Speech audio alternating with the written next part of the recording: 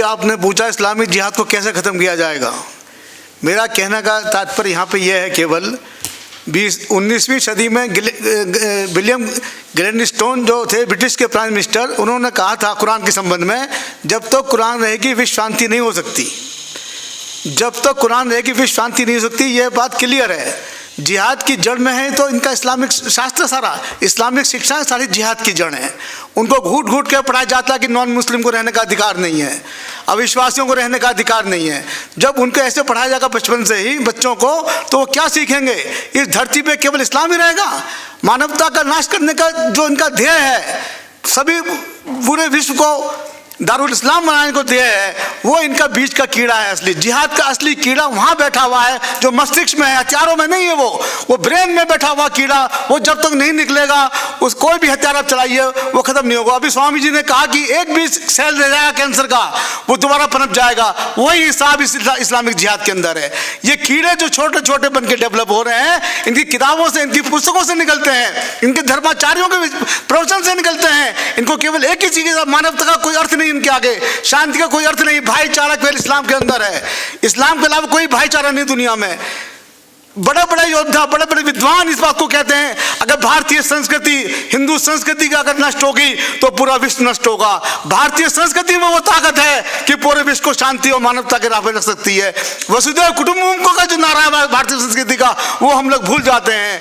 हमने अहिंसा को परम धर्म मान लिया, लेकिन हिंसा को काटने के लिए तो जो हिंसा की जाएगी वो भी अहिंसा कहलाती है। ये नहीं सोचते। शस्त्र में जैसे कि हम पुजारी हैं, हमारे सारे देवी देवता शस्त्र वाले हैं, फिर भी हम ऐसा सोचते हैं कि हम हिंसा से बचेंगे।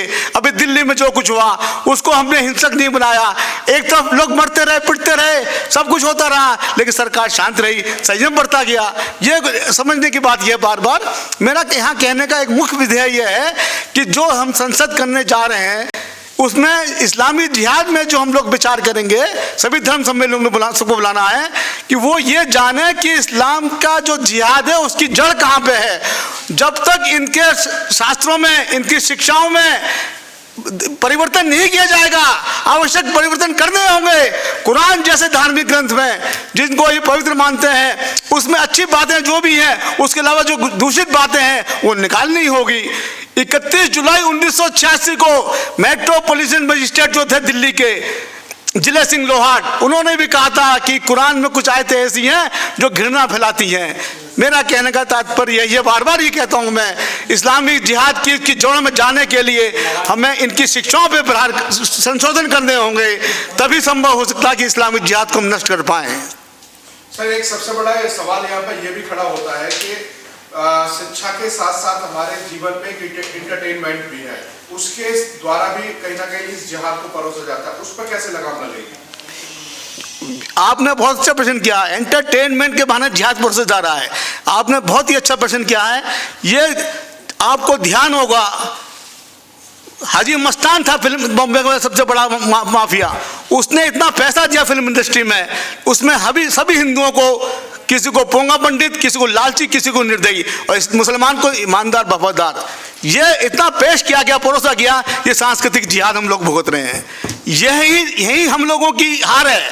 हम लोग इस बात को क्यों नहीं समझते कि जिहाद का प्रकरण कैसे कैसे चलता जा रहा है।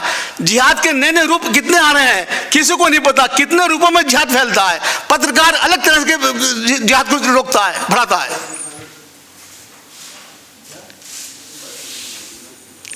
पत्रकार जो है वो अपनी लेखनी में, आप आजकल प्रयास देख सकते हैं समाचार पत्रों में, कहीं कुछ होता है तो उसमें समुदाय विशेष लिख देते हैं, उसमें नाम उजागर नहीं करते, क्योंकि वो दूसरे धर्म का होता है, इसलिए कहते हैं शांति फैलेगी। अरे हमको जब पता नहीं होगा शत्रु कौन है हमारा, कौन हम पे आक्रमण कर रहा है, तो हम किससे लड़ेंगे?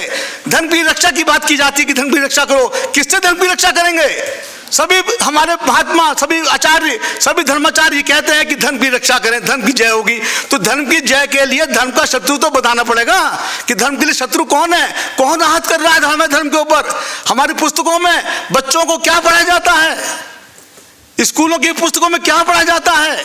अकबर को महान बताते हैं, जिस अकबर ने मीना बाजार लगा के हिंदू की औरतों और लड़कियों को उठाया, उसको महान बनाते हैं। राणा प्रताप को भूल गए, जिसने घास की रोटी खा के अपने जीवन के लिए मान शान के लिए लड़ता रहा।